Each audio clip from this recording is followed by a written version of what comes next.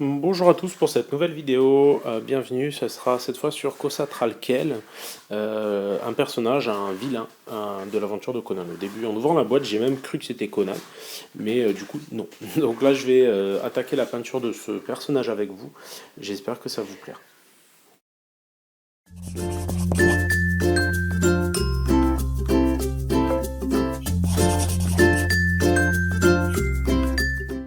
Pour commencer, tout simplement sur la base de Barbarian Flèche avec lequel j'ai sous-couché la figurine, je vais commencer à baser avec un gris sombre directement toutes les zones qui ont toutes les zones de métal. Donc je passe régulièrement sur toute la zone. Donc je vais aller sur le poignard, sur l'espèce de ceinture qu'il a au niveau du bide et sur son espèce de couronne qu'il a sur la tête. Donc ça va me permettre de tout simplement commencer à avoir une meilleure lisibilité de la pièce pour avoir quelque chose de plus clean au final. Une fois le gris correctement basé, je vais repasser cette fois au marron rouge tout simplement pour réussir tranquillement mais sûrement à baser en fait l'espèce de toge qu'il a et qui lui va si bien. Donc bon, je me prends pas trop la tête, j'y vais avec une peinture en partie diluée de sorte à avoir quelque chose de relativement clean et facile à appliquer. Ça va être vraiment le point important, c'est la facilité d'application sur ces étapes-là. Et l'idée c'est toujours d'avoir une peinture diluée, pas trop pour que ce soit assez couvrant, mais suffisamment pour que ce soit agréable et facile à passer, comme vous le voyez là.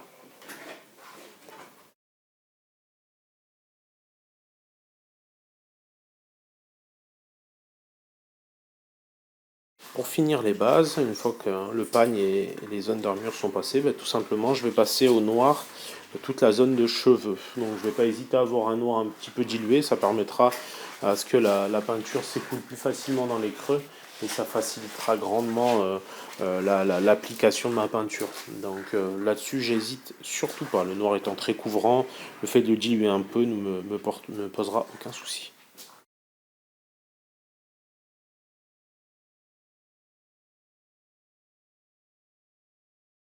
Un bref aperçu de la figurine une fois l'ensemble de la pièce basée. Ça vous permet de voir à peu près où poser les couleurs et avoir une idée du rendu une fois la figurine simplement basée. Figurine basée, donc comme vous le voyez, je reviens avec l'aéro tout simplement pour commencer à éclaircir les zones de lumière. Donc là en fait il y a une étape qui a sauté lors du montage malheureusement, c'est juste que j'avais passé une encre sur l'ensemble de la figurine de Fleshtone de chez Army Painter pour vraiment que l'ensemble soit plus écrasé. Et là, je passe légèrement sur toutes les zones de lumière au niveau des mollets et tout ça pour avoir quelque chose de plus lumineux. Une fois les lumières passées, donc comme vous voyez, ça commence à être carrément plus sec. Donc là, je viens légèrement dans les zones d'ombre pour poser un peu mes ombres. Donc j'ai rajouté un peu de café directement à mon mélange donc de couleur chair pour l'assombrir un petit peu et tout de suite passer à l'aéro pour commencer à poser quelques zones d'ombre tranquillement mais sûrement à l'aéro pour avoir quelque chose de plus sombre. Donc le fait de couper un petit peu avec de la chair, ça me permet d'avoir une couleur café un peu plus douce parce que sinon ça a tendance à trop marquer et du coup ça a tendance à faire des assombrissements un peu trop brutales.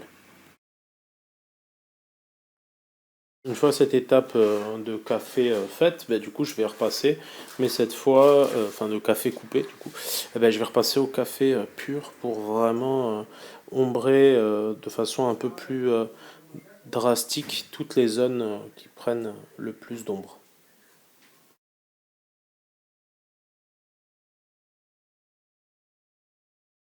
Une fois ces étapes d'ombre effectuées, je vais venir reposer un peu de lumière avec du flèche, toujours dans l'optique de marquer de plus en plus mes zones de lumière. Donc je vais passer tranquillement mais sûrement quelques passages à l'aéro pour marquer toujours mes zones de lumière, les épaules, au niveau des pectoraux, au niveau des différentes zones qui vont le plus et le mieux prendre la lumière.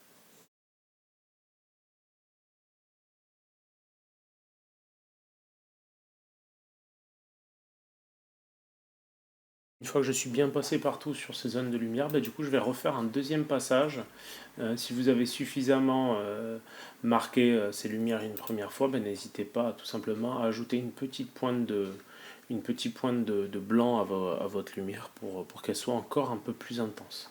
Donc moi, bah, j'y vais mollo, tranquillement et sûrement, et je remarque un petit peu les zones que j'ai déjà précédemment touchées pour avoir une couleur de chair encore plus opaque.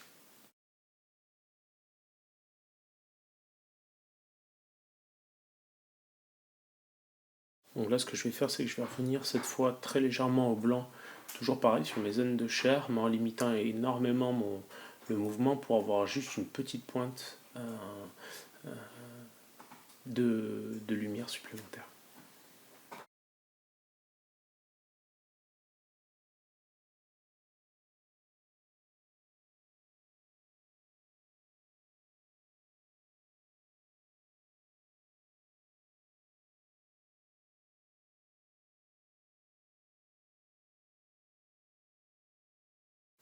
Une fois que je suis passé un peu partout, bah, du coup, je continue à insister, mais particulièrement, je vais essayer de marquer vachement plus toutes les zones qui sont en métal. Donc là, bah, vous le voyez à travers un peu mes cheveux aussi, mais j'essaye de booster un petit peu bah, mes zones de lumière les plus intenses du métal, à savoir le bout de ma lame, enfin voilà, ces zones-là. Ça va permettre d'avoir quelque chose d'encore plus marqué et encore plus vivant.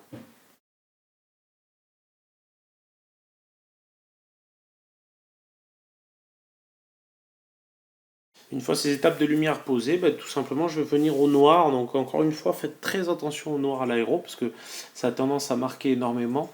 Du coup, je vous conseille d'y aller vraiment avec légèreté et de vraiment venir apposer un noir que vous allez précédemment énormément, si possible, diluer, de sorte à avoir quelque chose de clean sans complètement écraser le travail qui a été fait auparavant. Ce sera la dernière étape à l'aéro et ensuite on va repasser un petit peu au pinceau.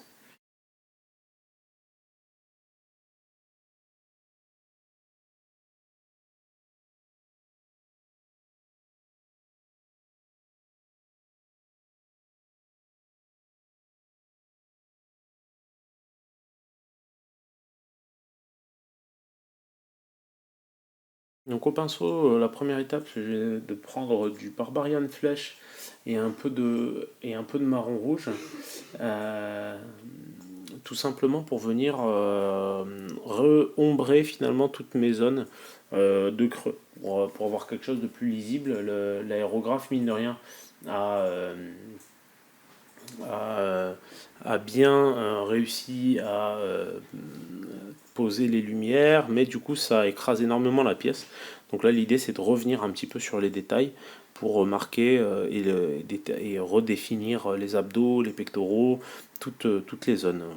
Tranquillement mais sûrement, je vais du coup pousser mes ombres avec légèreté.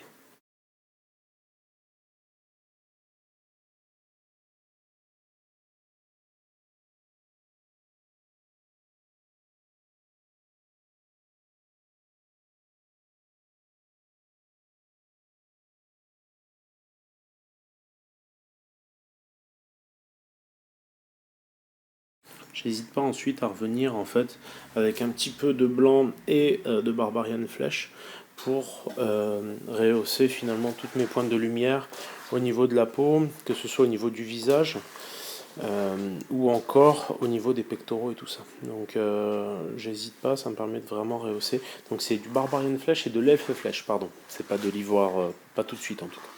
Donc j'hésite pas à bien rehausser, mais aller tout doucement pour que chacune des zones soit bien démarquée et que ça rende le plus sympa possible. Donc sur ces étapes-là, je ne vais pas hésiter, alors certes le passage sur le visage va me prendre du temps, mais je ne vais pas hésiter aussi à rehausser bah, toutes les parties au niveau des pectoraux, au niveau un petit peu des abdos, pour vraiment que l'ensemble prenne un petit up en termes de luminosité, un petit up supplémentaire. Donc là-dessus, je ne vais pas hésiter à faire des gestes et les répéter pour avoir une bonne opacité de la couleur au niveau des lumières.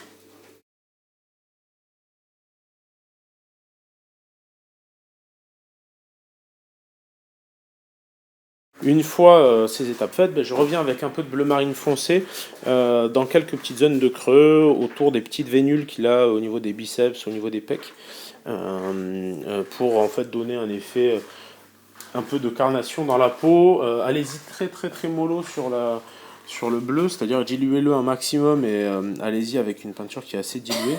Sinon, ça va marquer de trop et ça peut, encore une fois, assez facilement vous défoncer complètement le travail que vous avez déjà fait. Donc allez-y avec parcimonie, tranquillement mais sûrement, et avec légèreté. Sinon, bah, du coup, vous allez avoir des traces de bleu un peu partout. Ça va pas être très très très joli.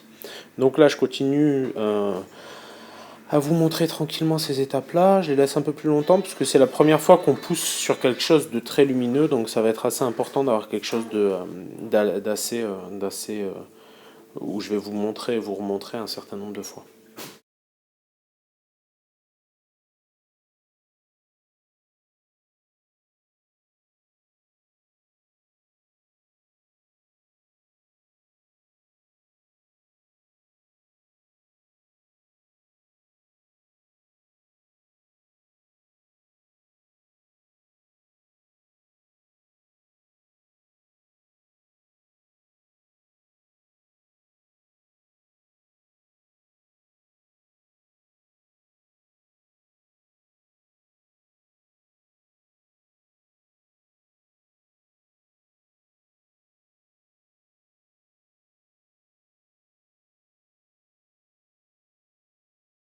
Une fois ces étapes de bleu passées, ben, je reviens un peu avec de l'ivoire pour, même pas d'ailleurs, je crois que je reviens avec de l'elfe flèche pour booster un petit peu toutes mes pointes de lumière, toutes les petites vénules à la con qu'il a un peu partout sur le corps. Ça donne quand même un beau rendu sur la sculpture, donc j'hésite pas à un peu booster tout ça pour que ça, du coup, pour que ça donne un chouette rendu aussi en peinture. L'idée c'est quand on peint une figurine évidemment de mettre en valeur la sculpture, sinon ça n'a pas d'intérêt. Donc là je rehausse avec le flanc du pinceau toutes les petites zones qui sont en volume, au niveau du visage, au niveau de son petit, le petit serre-tête qu'il a au niveau des cheveux. Et puis voilà.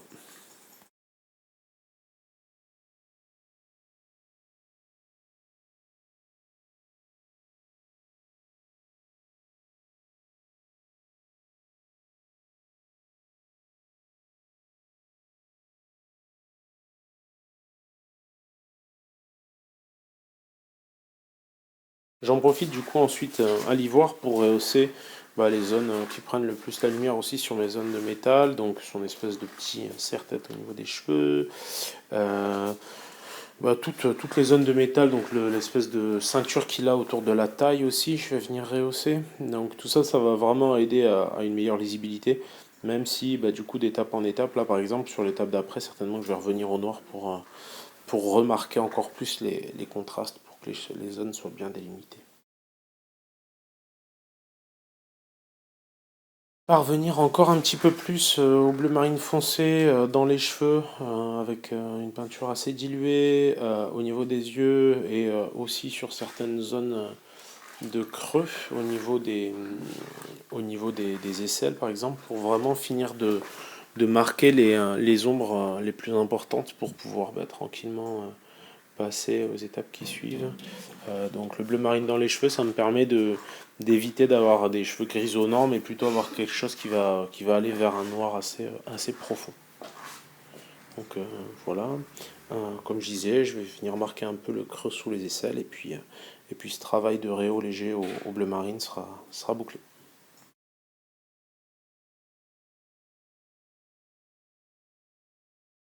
N'hésite pas ensuite à revenir du coup au noir pour revenir remarquer toutes mes zones qui délimitent mes zones de métal et tout ça, pour avoir un contraste plus marqué et une meilleure lisibilité sur l'ensemble de ma pièce. Donc vous le voyez, j'y vais vraiment avec une peinture très diluée et avec un pinceau bien clean, avec une pointe bien refaite, pour vraiment pouvoir passer dans les creux, passer sur les zones les plus fines et délimiter mes différentes zones.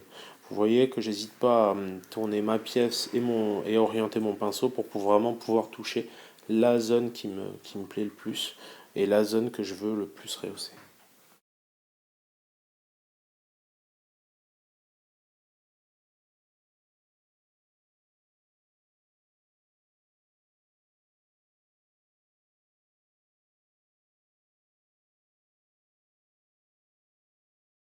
Bien de nouveau au noir, cette fois bah, du coup sur tout ce qui est non métallique pour encore plus marquer les contrastes et du coup je pousse ma peinture dans un sens puis dans l'autre. Donc toujours pareil, l'idée sur le non métallique c'est d'avoir une face éclairée d'un côté et assombrie de l'autre et l'autre face à contrario toujours euh, assombrie d'un côté et éclaircie de l'autre. Donc voilà, je fais le tour avec mon noir pour vraiment rehausser cet aspect-là, j'hésite pas.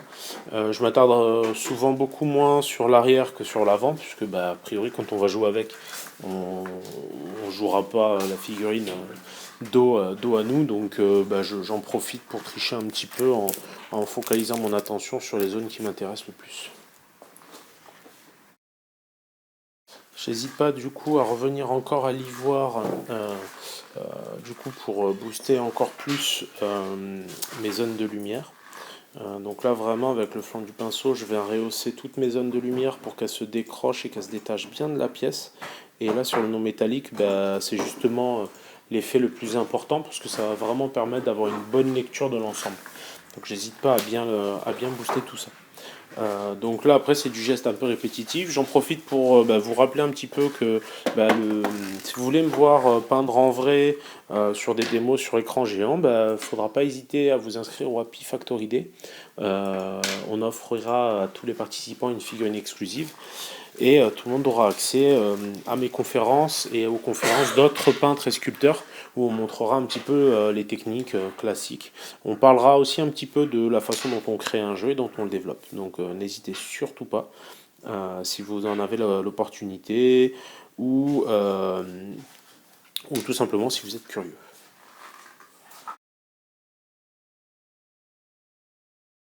Pour finir de rehausser un petit peu mes zones de lumière au niveau de l'espèce de marron, je vais ajouter un petit peu d'ivoire à mon marron et venir rehausser en commençant par les arêtes et en rehaussant sur l'ensemble des zones de marron pour vraiment avoir quelque chose de péchu et de sympa.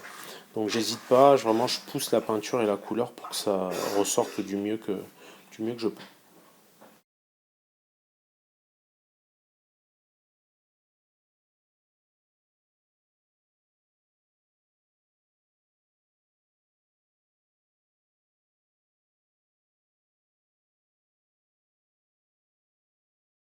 Et voilà, je passe par l'étape fatidique ensuite de base du socle en gris. Et puis ben voilà, c'est fini pour ce Cosatral et j'espère que ça vous a plu. N'hésitez pas à partager, à liker, à commenter, à me donner vos avis, à vous abonner évidemment, comme ça vous serez alerté dès qu'une nouvelle vidéo est en approche.